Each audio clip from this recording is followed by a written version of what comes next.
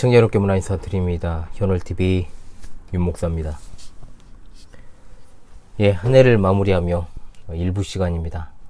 이미 공지를 드렸던 대로 1부는 예수님의 무화과나무 비유를 생각하며 라는 주제로 잠시 말씀을 상고하고, 또 2부로 이제 한 해를 정리하는 시간을 갖도록 그렇게 하겠습니다. 기도하고 시작을 하도록 하겠습니다. 우리의 창조자, 섭리자, 구원자가 되시는 성삼일체 하나님, 지난 한 해 동안 성도의 삶을 지켜주시고 또한 마지막 날을 맞이하여서 하나님의 은혜를 생각하며 마무리하고자 합니다. 여러 가지로 힘든 때를 살아가고 있는 주의 백성들이 여전히 살아갈 수 있는 힘은 오로지 하나님의 은혜로 말미암은 것임을 믿습니다. 변함없이 주의 백성과 함께 하시는 하나님께서 시작될 새해에도 변함없이 성도의 삶을 인도하시고 주관하여 주심으로 늘 시종료일하게 하나님의 은혜의 백성으로서 아름답게 살아갈 수 있게 도와주시옵소서. 이 시간도 하나님을 찬송하고 하나님의 말씀을 잠깐 상고하는 시간을 가질까 합니다. 우리의 믿음의 눈을 열어주시고 깨닫는 마음과 전할 수 있는 입술도 주셔서 증인의 사명 또한 잘 감당할 수 있게 도와주시옵소서. 믿고 의지합니다. 이 시간도 시종을 주관하여 주실 줄을 믿사옵고 우리 주 예수 그리스도의 이름으로 기도합니다. 아멘. 밖에서 개가 짖어요. 이 중요한 때. 새 찬송가 301장 통일 찬송가 460장입니다. 새 찬송가 301장 통일 찬송가 460장입니다. 지금까지 지내온 것 주의 크신 은혜라, 한이 없는 주의 사랑 어찌로 말하랴. 자나깨나 주의 손이 항상 살펴주시고 모든 일을 주 안에서 형통하게 하시네. 몸도 맘도 연약하나 새 힘받아 살았네. 물 붓듯이 부으시는 주의 은혜 족하다. 사랑 없는 거리에 나 험한 선길에 맬 때 주의 손을 굳게 잡고 찬송하며 가리라. 주님 다시 배올 날이 날로 날로 다가와 무거운 짐 주께 맡겨 벗을 날도 멀잖네. 나를 위해 예비하신 고향집에 돌아가 아버지의 품 안에서 영원토록 살리라. 아멘. 아멘. 할렐루야. 자, 하나님의 말씀. 자, 마태복음 24장 32절로 34절의 말씀이 되겠습니다. 마태복음 24장 32절로 34절의 말씀을 제가 낭독합니다. 무화과나무의 비유를 배우라. 그 가지가 연하여지고 잎사귀를 내면 여름이 가까운 줄을 아나니, 이와 같이 너희도 이 모든 일을 보거든 인자가 가까이 곧 문 앞에 이른 줄 알라. 내가 진실로 너에게 말하노니 이 세대가 지나가기 전에 이 일이 다 일어나리라. 아멘.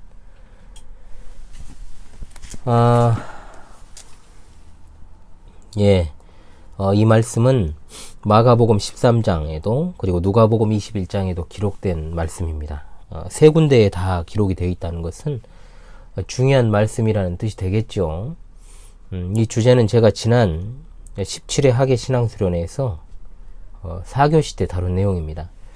그래서 한 해를 마무리하면서 우리 본교의 성도들은 복습하는 차원에서 이 말씀을 다루는 것이 2023년을 맞이하는 성도로서의 자세를 확립하는 것에 도움이 될 것으로 여기고 한 해를 마무리하는 말씀으로 정하였습니다.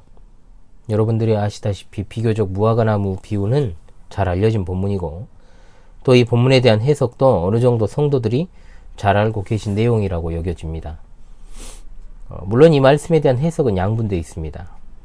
그리고 성도 대부분이 교회에서 들어왔고 이해하는 형식으로 이 말씀을 보게 되면 별 문제가 없습니다. 저도 보편적인 해석대로 가르쳐왔고 그렇게 이해하는 것이 옳다 여기며 살아왔습니다. 하지만 해석이 극명하게 양분된 것, 특히 종말의 언에 관한 것은 신중하게 해석할 필요가 있다라고 여겨집니다. 반드시 이 말씀이 이것이나 또는 저것을 가리킨다라고 확실하게 말을 할 수 없지만 이와 같은 해석들이 있다라고 하는 것을 우리 성도들에게 알리고 시대를 분별하는 하나의 참고 자료 정도로 받아들이시라는 측면에서 제가 말씀을 드리는 것입니다. 다만 절대로 어떤 재림의 시기를 추산하거나 맞추려고 하는 시도가 아니라는 것을 여러분 분명히 해둬야 되겠습니다. 일단 이 두 가지 해석 중에 첫 번째 해석은 무화과나무, 여기에 나오는 무화과나무에 특별한 의미를 부여하지 않고 무화과나무의 가지가 연하해지고 또 잎사귀를 내면 여름이 가까이 오는 것을 아는 것처럼, 앞서 우리 주님이 말씀하신 징조들이, 앞서 이제 징조들을 말씀하셨지 않습니까? 24장 여러분들이 전체를 한번 읽어보시는 것이 좋습니다. 하나 둘씩 발생하기 시작하면 예수님의 재림이 가까운 줄 알라는 뜻에서 앞의 내용을 반복하셨다라고 하는 해석입니다. 대다수의 신학자들이나 목회자들이 취하는 견해로 굉장히 보편적인 견해이죠.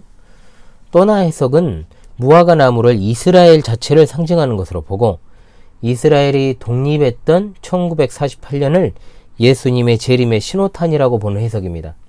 일부 정통 신학자와 세대주의 및 이단들도 주장하는 해석이라고 할 수 있겠습니다. 자, 그렇다면 첫 번째로 무화과나무를 상징이 아닌 그 자체로 보는 해석에 대해서 한번 생각해 보지요.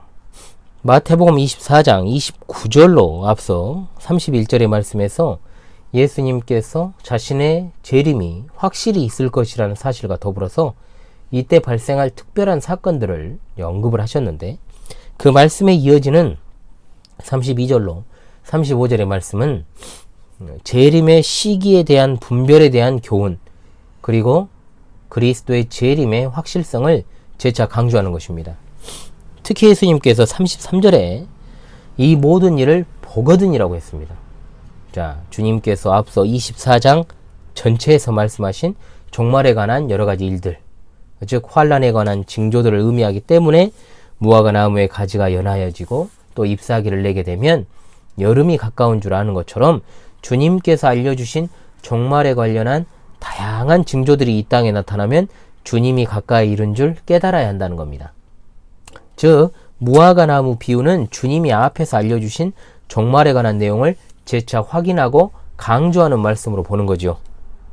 또한 예수님께서 무화과나무를 비유로 든 것은 그 나무가 유대인들에게 있어서 굉장히 익숙하고 친숙한 나무이기 때문이지 별다른 뜻이 없으며, 특히 병행구절인 누가복음 21장 29절에는 이에 비유로 이르시되 무화과나무와 모든 나무를 보라, 싹이 나면 너희가 보고 여름이 가까운 줄을 자연히 아나니 라고 하신 말씀을 통해서 알 수 있듯 무화과나무뿐만 아니라 다른 나무도 여기에 포함시키고 있기 때문에 무화과나무 자체에 특별한 의미를 부여하기 어렵다는 해석입니다. 아울러 마태복음 21장 19절에서 주님은 길가에서 한 무화과나무를 보시고 그리로 가사 잎사귀밖에 아무것도 찾지 못하시고 나무에게 이르시되 이제부터 영원토록 내가 열매를 맺지 못하리라 하시니 무화과나무가 곧 마른지라라고 하셨는데, 주님께서 열매를 맺지 못하는 무화과나무를 저주하시고 영원토록 열매를 맺지 못하게 하셨다는 것을 보더라도 무화과나무를 이스라엘이나 이스라엘 백성으로 볼 수 있는 가능성은 없다는 해석이죠. 따라서 복음서에 나오는 무화과나무는 이스라엘의 상징도 아니고 특별히 이스라엘의 독립이 있었던 1948년을 뜻하지도 않는다는 겁니다. 그와 같은 해석은 성경을 지나치게 단편적으로 해석하는 알레고리, 즉 풍유적 해석으로 간주하는 가장 보편적인 첫 번째 해석을 말씀을 드렸습니다. 그리고 두 번째 해석입니다. 말씀드렸던 것처럼 무화과나무를 이스라엘에 대한 상징으로 보고 그 독립이 있었던 1948년의 시점을 기준으로 하는 해석입니다. 33절의 말씀에 이 모든 일을 보거든 이라는 말씀을 앞선 32절의 말씀, 즉 무화과 나무의 가지가 연하여지고 잎사귀를 내면 여름이 가까운 줄 아나니 라는 말씀에 적용을 시켜가지고 무화과 나무가 잎사귀를 내면 여름이 가까운 것을 너희가 알듯이 이렇게 무화과 나무가 잎사귀를 내는 것을 보게 되면 인자, 즉 주님이 가까이 온 것을 알아야 된다라는 교훈으로 보는 해석입니다. 무화과 나무 가지가 연하여지고 그 잎사귀를 낸다라고 하는 것은 무화과 나무가 다시 열매를 맺는 걸 의미하죠. 무화과 나무가 상징하는 나라는 다름 아닌 이스라엘이고 그 가지가 연하여지고 잎사귀를 낸다라고 하는 것은 이스라엘이란 나라가 다시 회복되는 것으로 볼 수 있다는 거죠. 실제 이스라엘은 2500년 이상 나라 없이 떠돌아다니는 소위 말해 집시민족이죠. 특이한 것은 그 오랜 기간 동안 일정한 영토 없이 방황유리하는 민족이 자신들의 어떤 문화나 풍습, 종교를 지킨 사례가 없다는 겁니다. 만주족의 예만 보더라도 그렇죠. 아예 만주어가 사라져버렸지 않습니까? 청나라를 세웠던 그 만주족이 지금은 그 언어조차도 발견하기가 어려울 정도가 되었습니다. 1917년 영국 외상 벨프는 이스라엘 민족의 독립을 약속했고 벨프 선언 후에 유대인들이 그들의 땅으로 몰려듭니다. 이 역사적인 이제 사실에 대해서만 이야기를 드립니다. 아랍 국가들의 끈질긴 방해에도 그로부터 31년 뒤에 이스라엘이 독립을 선포합니다. 이때가 이제 1948년 5월 14일이었는데 초대 수상은 벤 구리온. 곧바로 아랍은 이스라엘을 상대로 공격을 개시합니다. 군사 전문가들의 많은 예상을 깨고 이스라엘이 승리를 하죠. 이것이 바로 1948년에 일어난 1차 중동전쟁입니다.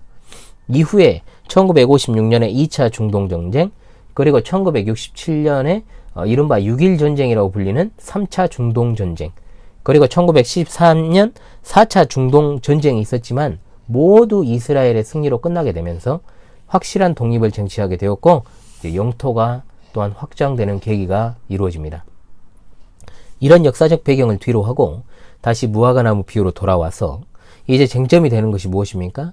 무화과 나무의 가지가 연하여지고 싹이 나는 것을 이스라엘의 독립의 시점, 즉 1948년으로 본다면 이 해석의 관심은 34절에 나오는 이 세대가 지나가기 전에 주님이 오신다고 하신 그 말씀의 세대를 어떻게 해석해야 하는 문제가 발생을 하는 겁니다.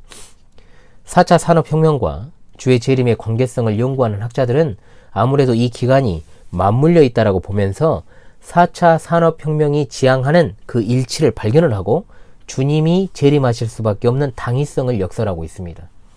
따라서 이 세대를 몇 년으로 해석을 해야 하는가 하는 문제가 발생을 하죠. 통상 우리나라를 기준으로 했을 때 한 세대는 30년 정도입니다. 그렇죠? 또는 한 세대를 한 사람이 살아가는 일생을 기준으로 해서 7, 80년으로 보기도 합니다. 평균 수명에 가까운 이 나이로 추산을 하기도 하죠. 자, 그렇다면 성경에서 말하는 한 세대를 우리가 몇 년으로 봐야 되느냐? 통상적으로 100년으로 보고 있습니다. 이스라엘 백성이 이집트에서 종살이하는 기간을 4세대 만에 다시 돌아올 것이라고 언급한 것으로부터 이스라엘은 실제로 400여 년 종살이를 하고 돌아오죠. 즉 이스라엘 기준의 한 세대인 100년으로 보고 해석을 하는 겁니다. 따라서 이스라엘 민족의 독립을 회복으로 보고 한 세대를 계산하면 몇 년입니까? 2048년 정도가 되는데 몇 년의 오차는 있을 것이고 또 이와 같은 해석을 하는 이들은 2048년을 기점으로 해서 그 안에 예수님의 재림이 이루어질 가능성이 있다라고 보고 있습니다. 자금의 급작스러운 세계 정세에도 이와 같은 해석에 힘을 싣고 있지요. 트럼프가 지난 2017년 12월 6일 예루살렘을 이스라엘의 수도로 인정하는 발표를 한 적이 있습니다. 1948년을 이스라엘의 회복의 시점으로 보고 해석하는 이들은 1967년이라는 그 연도에 또 주목을 합니다. 1967년은 3차 중동전쟁이 있었던 해, 이른바 6.1 전쟁이었습니다. 요르단의 통치를 받던 예루살렘 동부 지역을 완전히 탈환했던 해가 바로 1967년입니다. 그럼에도 불구하고 국제적으로는 이 지역이 굉장히 민감하기 때문에 유엔의 결정에 따라서 공동 통치구역으로 남아 있었던 겁니다. 그런데 트럼프가 예루살렘이 이스라엘의 수도다라고 인정하는 발표를 한 것은 굉장히 이례적인 사건이었죠. 그래서 2017년은 예루살렘을 회복한 지 이제 숫자적으로는 50년이 되는 해입니다. 구약에서는 이를 희년이라고 하죠. 정확히 50년이 지난 뒤에 이스라엘의 수도로서의 역할을 했다는 것에 주목하는 겁니다. 50년에 20년을 더하면 회복의 숫자 70년이 됩니다. 바벨론에서 포로 생활을 하던 이스라엘도 70년 뒤에, 전체는 아니었고 아주 극소수가 돌아왔죠. 사실 전체적으로 비했을 때는 회복의 70년 뒤 일부가 돌아왔던 경험이 있었지요. 2017년을 기점으로 20년 뒤는 2037년입니다. 자, 두 번째 해석을 취하는 이들은 이때를 주목합니다. 그리스도의 재림과 관련해서 상당히 그것과 밀접한 일들이 24장 전체적으로 나와 있는 이런 내용들이 일어나지 않을까 예측하는 것입니다. 특히 이 시점은 현실적으로 봤을 때 어떤 시점입니까? 4차 산업혁명이 정점을 향해 치닫는 때죠. 한 세대가 가기 전, 즉 약 10년 정도의 간격이 있기 때문에 예수님의 무화과나무 비유와 적절히 맞아떨어진다라고 본 해석입니다. 자, 그렇다면 제가 첫 번째와 두 번째 해석을 말씀을 드렸죠. 그럼 이 두 가지 해석의 장단점에 대해서 제가 한번 말씀을 드리겠습니다. 자, 무화과나무 비유에 관한 첫 번째 이 보편적인 해석을 따르게 되면 크게 문제될 것이 없습니다. 일단 무화과나무 자체를 상징으로 안 보니까 종말에 관한 해석에 있어서 군더더기는 없습니다. 성경 전체적으로는 조화를 잘 이루고 있다라고 볼 수 있습니다. 그러나 이 세대가 가기 전에, 지나가기 전에 이 일이 다 일어나리라를 해석할 때 이 세대를 단순하게 현실적인 어떤 40년으로 해석을 해서 주후 70년, 그러니까 이 말씀을 하신 시점으로부터 주 70년의 예루살렘 멸망의 사건을 기점으로 해석해버리는 단조로움이 있고, 또 이 세대를 주님의 재림 전에 사는 모든 사람이 살아가는 시대로 다소 좀 무리하게 해석을 하는 굉장한 단점이 있습니다. 주님의 종말 예언은 1차적으로는 예루살렘 멸망에 있었던 AD 70년 성전이 이제 파괴된 시점이죠. 이것을 이야기함과 동시에 인류의 마지막 시기에 있을 종말에 관한 예언을 궁극적으로 하고 계시기 때문에 첫 번째 해석이 분명히 보편적이고 무난한 해석이다라고 볼 수 있지만, 그렇다고 해서 이것이 반드시 최상의 해석이라고는 볼 수 없습니다. 두 번째 해석, 자, 앞선 해석보다 굉장히 흥미롭죠.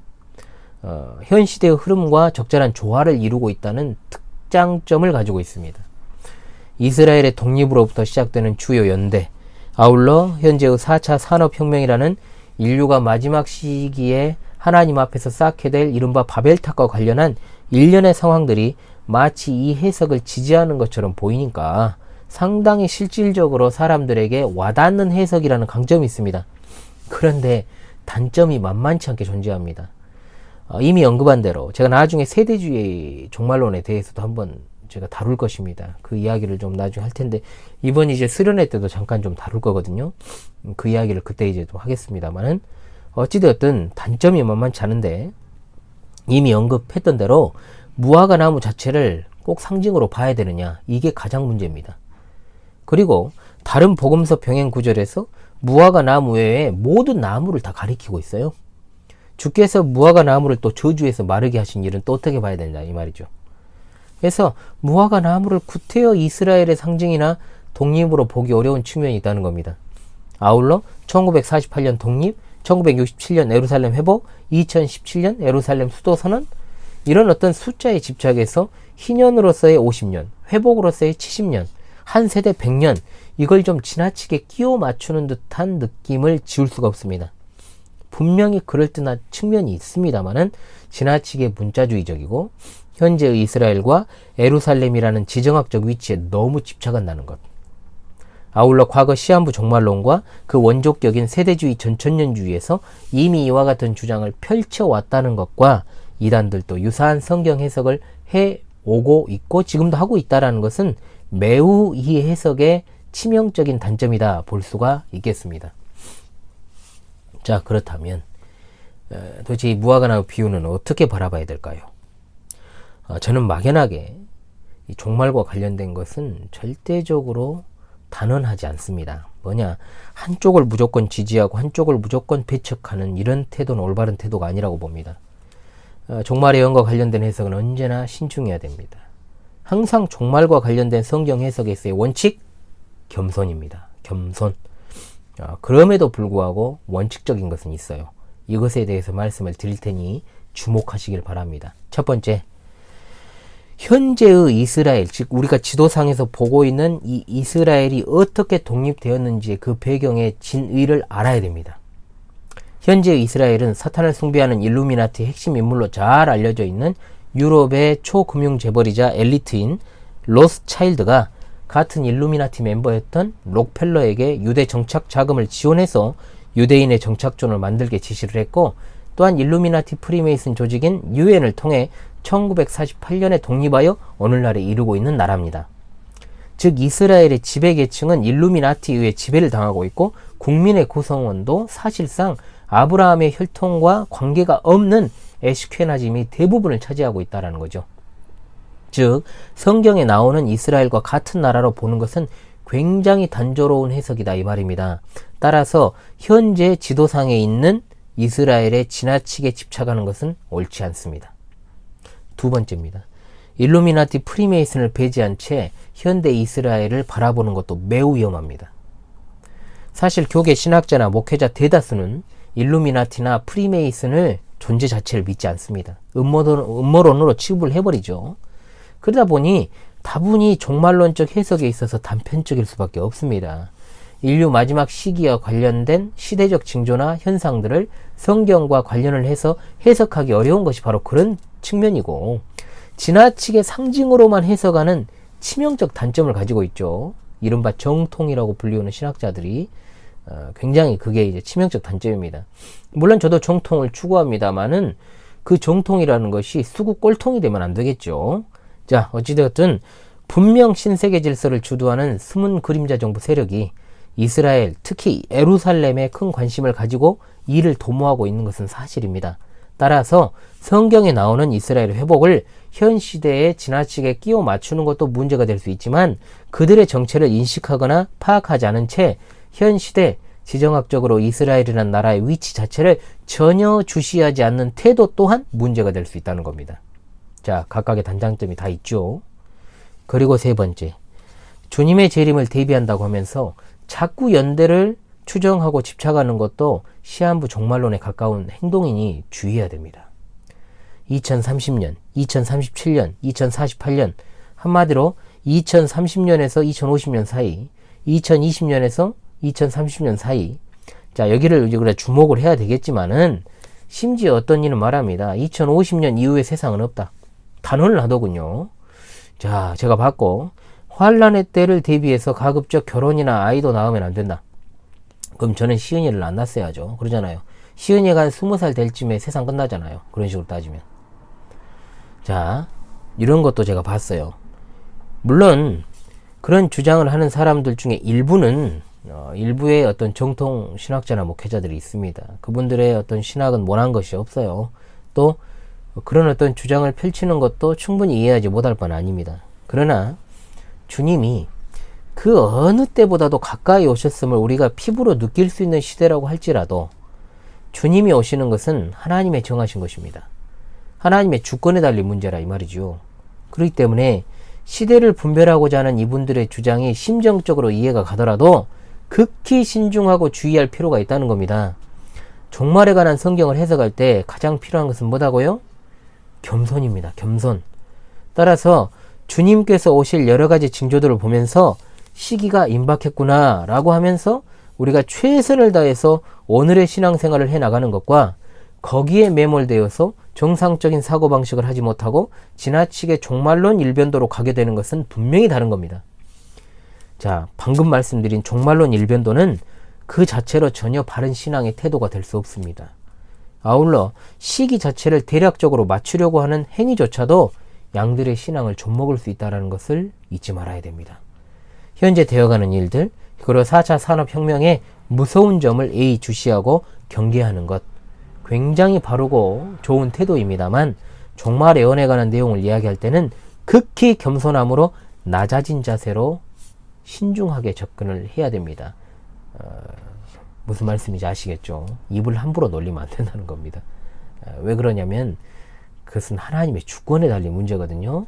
그렇기 때문에 예를 들어가지고 이렇게 세계가 이렇게 흘러간다고 하더라도 하나님께서 딱 한번 틀어버리면 그냥 다 무너지는 겁니다. 그들의 계획대로 이루어지진 않는다는 거죠. 당연히 추상 가능하고 예측 가능하게 하나님께서 나의 시기를 사람들이 추산을 해가지고 그 시기를 대비해라, 뭐 이런 측면도 분명히 있겠습니다만은 그것은 결코 그 주의 백성들의 좋은 자세가 될 수 없는 측면으로 결과가 나올 수 있다는 거죠. 조심하고 신중하고 겸손해야 된다. 다시금 강조를 드리겠습니다. 네 번째입니다. 로마서 11장 26절에 나오는 온 이스라엘이 구원을 받는다라는 해석도 정말 신중해야 됩니다. 자, 말씀이 이렇죠. 로마서 11장 25절로 26절의 말씀. 형제들아, 너희가 스스로 지혜 있다 하면서 이 신비를 너희가 모르기를 내가 원하지 않으려니 이 신비는 이방인의 충만한 수가 들어오기까지 이스라엘의 털어는 우둔하게 된 것이라. 그리하여 온 이스라엘이 구원을 받으리라. 기록된 바 구원자가 시온에서 오사 야곱에게서 경건하지 않은 것을 돌이키시겠고 라고 했습니다. 자, 여기 나오는 이들은 지구상에 사는 모든 유대인이 아닙니다. 유대인과 이방인을 포함한 모든 구원받은 자냐? 이것도 아닙니다. 이것은 하나님의 선택을 받은 구원받은 자 전체를 가리키는 말로 봐야 된다는 거죠. 자, 이것은 이스라엘이 민족적으로 거국적 회개를 하는 일에 대해서 이야기한다라고 생각할 수도 있습니다만은 이미 이 사건은 초대교회 때 일어났어요. 이스라엘이 민족적으로 거국한 사건 언제 일어났습니까? 3,000명이 일시에 회심했습니다. 5,000명의 신자가 되었습니다. 수만 명의 유대인이 회심을 해서 예루살렘 교구를 형성을 했습니다. 따라서 현 시대 이스라엘의 회심이라는 것도 개인적으로 봐야 되는 것이 옳고, 이스라엘 나라 자체에 거국적 회심운동이 일어나 모두가 회개한다? 이런 일은 없다라고 보는 게 맞습니다. 따라서 주님의 재림에 있어 영적인 전조들은 우리 눈으로 볼 수 있는 것이 없기 때문에 보이는 현상을 통해서 겸손하게 주님의 재림을 준비하는 것이 매우 중요합니다.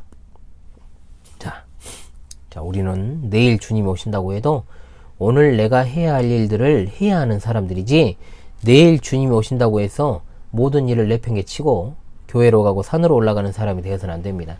이 말의 뜻을 여러분 잘 아셔야 됩니다. 또 이상한 쪽으로 해석하면 안 돼요. 우리는 가정에서 일상생활을 하는 가운데 또는 직장에서 열심히 일하는 가운데 여러 방면에서 우리가 최선을 다하는 가운데 또는 정말 자연스럽게 주님을 맞이해야 됩니다. 그러나 분명한 것은 주님이 오시기 직전에 신실한 성도들은 역사적으로 늘 초대교회로부터 지금까지 신실한 성도들이 그래왔던 것처럼 극도의 핍박을 받을 것이고, 또 끝까지 믿음을 지키는 자들은 순교를 당하면서까지도 그리스도를 향한 정죄를 저버리지 않을 것입니다. 신실한 믿음을 준비해야 한다고 이야기하면서 불안과 공포를 조성하는 자들을 경계하십시오. 환난 변태들, 특히 짐승의 표를 받으면 지옥에 간다고 함부로 떠드는 자들이 있었죠. 주의하시기 바랍니다. 그런 식으로 말해서는 안 되죠. 사람이 지옥에 가는 이유는 예수님을 믿지 않기 때문입니다. 따라서 중생한 신자는 절대로 짐승의 표를 받지 않고 받을 수도 없어요. 짐승의 표가 우리 구원을 결정하는 조건입니까? 성경에 그렇게 가르칩니까? 그렇다면 가령 여러분 생각해 보십시오. 왜 이렇게 상식적으로 생각을 못할까요? 짐승 정부가 파견한 비밀 요원들이 우리를 납치해가지고 특정 공간으로 끌고 가서 혼 상태에 빠지게 만들어 짐승의 표를 강제로 주입시키면 우리가 예수 믿는 그 구원에서 탈락하게 돼서 지옥에 갑니까? 제발 말 같지도 않은 소리를 하면 안 된다 이 말입니다. 백신이 짐승의 표라고 떠들던 자들이 얼마나 많았습니까? 지금도 떠들고 자빠졌죠. 많이 잠잠해졌지만 말이죠. 그런 주장을 했던 자들이 한참 후에 뭐라 그랬습니까? 백신에 대한 불신이 깊어지고 사람들이 어느 정도 이제 백신을 기피하기 시작하고, 또 백신을 맞았음에도 불구하고 신실하게 정말 신앙생활하는 성도들이 많잖아요. 이제는 입을 쳐닫고 이제는 어떻습니까? 백신이 짐승의 표로 가는 과정이라고 해서 주워들은 말로 은근슬쩍 또 바꿨죠.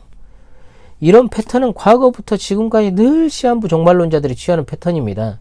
휴거 날짜를 특정했다가 그 날짜가 불발하면 어떻게 했습니까? 주님이 유예기간을 주셨다거나 회개의 기회를 주시기 위해서 잠시 유보하셨다는 등등의 뚱딴지 같은 소리를 하고 있어요. 지금은 또 이러잖아요. 그런데 조금만 시간 바뀌어보십시오. 2023년만 돼도 어떤 일이 일어날지 모릅니다. 예측 불가능의 시대를 살아가면서 뭔 말들이 그런 말인지 모르겠어요. 가만히 좀 자빠져 있지?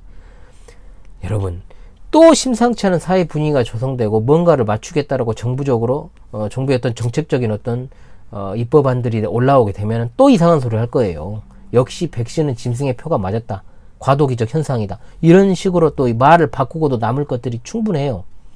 그리고 앞으로 백신뿐만 아니라 여러 상황들이 우리를 짓누르게 될 것입니다. 그런데 하나님의 백성은 모든 것을 분별합니다. 왜? 깨어있기 때문이죠. 왜 주님이 깨어있으라고 했는지를 기억하셔야 됩니다. 가장 좋은 것은 늘 깨어있는 중생한 신자들은 결코 흐리멍텅하게 살아가다가 그들에게 당하지 않는다는 겁니다. 절대로. 하나님께서 그렇게 하시지 않아요. 하나님이 그렇게 하시지 않는다는 말입니다. 여러 가지로 피할 길을 주십니다. 싸울 힘도 주십니다. 승리하게 하십니다. 또한 끝까지 믿음을 잃어버리지 않게 우리를 도우시는 것도 하나님이십니다. 부흥집회 때 나의 등 뒤에서 나를 도우시는 줄 노래만 부를 것이 아니라 됐다. 에? 이럴 때 진짜 그런 노래가 나와야죠. 그렇지 않습니까? 세상을 바라볼 때 그 너머에 있는 것을 보려고 노력하는 건 좋습니다. 그러나 눈에 보이는 현실을 간과해서는 안 됩니다. 저는 항상 성도들에게 균형 있는 관점을 강조합니다. 언제나 사건의 1차 원인, 2차 원인의 분석이 필요합니다. 그 다음에 눈에 보이지 않는 숨은 3차 원인을 적절하게 분석을 해서 현상을 바라보는 것.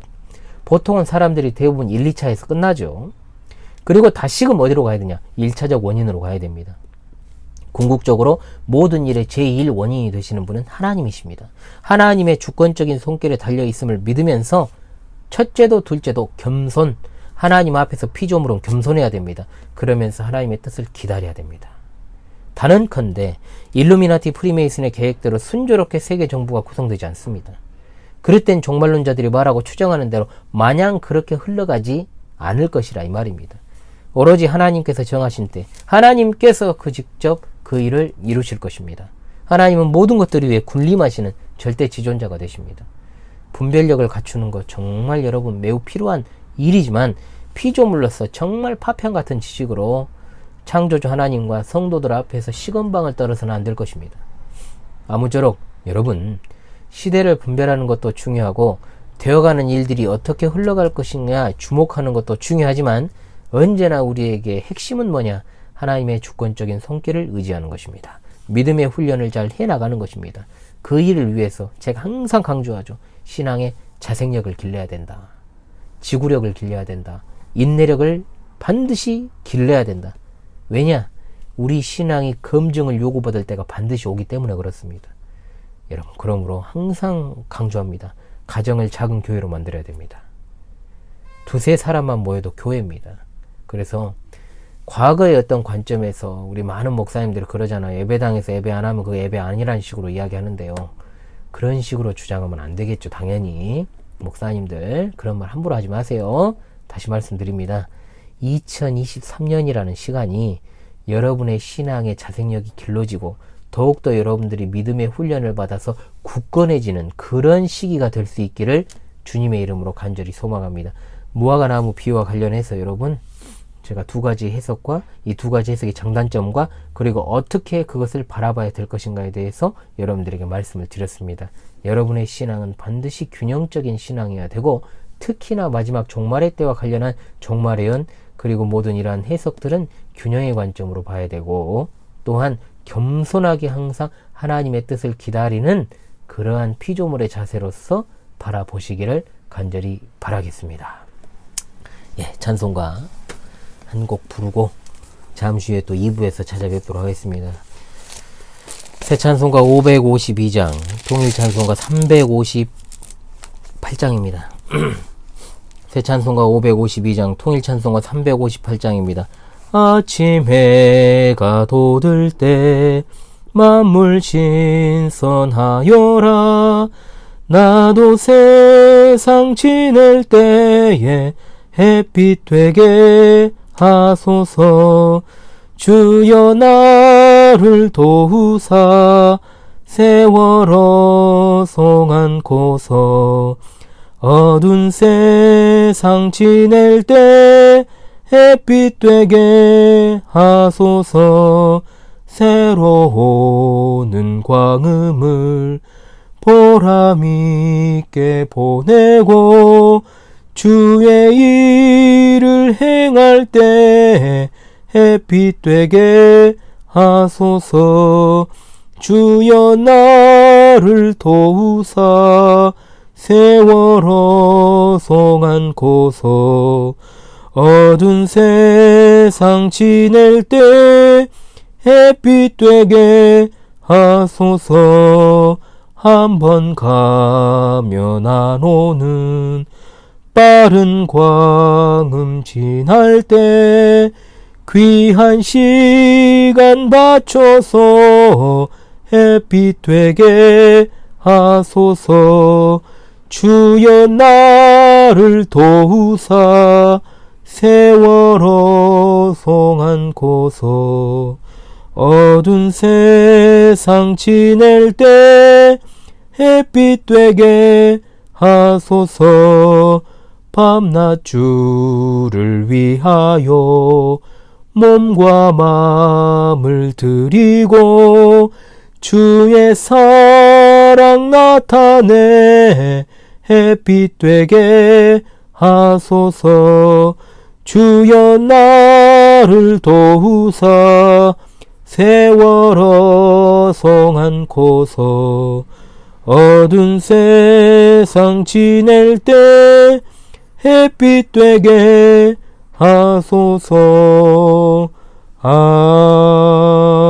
아멘. 잠시 후에 2부에서 뵙겠습니다. 감사합니다.